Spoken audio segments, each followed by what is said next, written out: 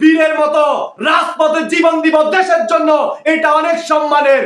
রক্ত লাগলে রক্ত দিব, প্রয়োজনে জীবন দিব, তবুও এই দেশকে বিনদেশী শকুনদের হাতে তুলে দিব না ইনশাআল্লাহ।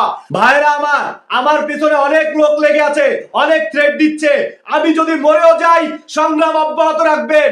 এই দেশকে বিনদেশী শকুনদের হাতে যেতে দিবেন না।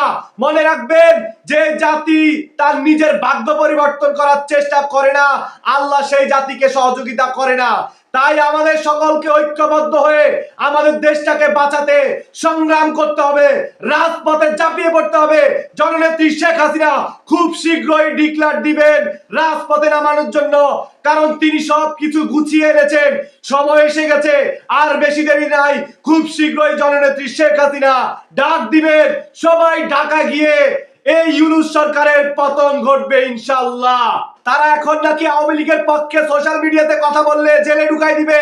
আরে তাদেরকে জানিয়ে রাখতে চাই, আমার নেতা বঙ্গবন্ধু দেশের মানুষের জন্য তার যৌবন কারাগারে কাটিয়েছে। আমাদের জেলের ভয় দেখিয়ে লাভ নেই।